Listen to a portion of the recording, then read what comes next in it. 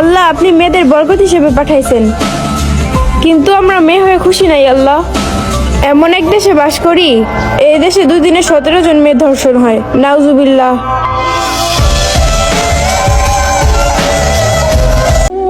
টিকটকে একটা মেয়ে আছে, আমি তার নাম বলবো না। সে তার গায়ে ছেলেদের গেঞ্জি এবং ছেলেদের প্যান্ট পরা ক্যামেরার সামনে আইসা বলে যে আল্লাহ তুমি মেয়েদেরকে দুনিয়াতে বরকত হিসাবে পাঠাইছো, কিন্তু আমি মেয়ে হয়ে জন্ম নিয়ে খুশি নাই আল্লাহ। এমন এক দেশে বসবাস করি আমি, যেই দেশে 2 দিনে 17টা মেয়ে দর্শন হয়। তো আমি বলি কি আপু, তুমি ঠিকই বলছো, মেয়েদেরকে আল্লাহ দুনিয়াতে বরকত হিসাবেই পাঠাইছেন, কিন্তু ছেলেদের মতো শার্ট প্যান্ট পরা রাস্তাঘাটে ঘোরার জন্য না। আর তুমি মেয়ে হয়ে খুশি হইবা কেমনে? তুমি তো মেয়ে হয়ে ছেলেদের মতো শার্ট প্যান্ট পরা ঘোরাফেরা করতে মজা পাও, তো তুমি মেয়ে হয়ে খুশি হইবা কেমনে? আর এই দেশে দর্শন হবেই না কেন?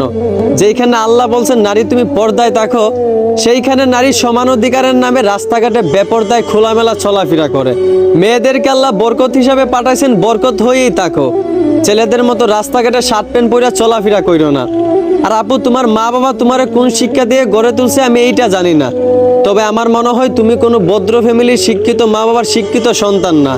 কারণ তুমি যদি কোনো শিক্ষিত মা বাবার শিক্ষিত সন্তান হইতা, তাহলে একজন মুসলমান হওয়ার সত্ত্বেও রাস্তাঘাটে বেপরদায় ছেলেদের মতো শার্ট প্যান্ট পরে চলাফেরা করতা না। আশা করি আমার কথাগুলো বুঝতে পারছো। ধন্যবাদ।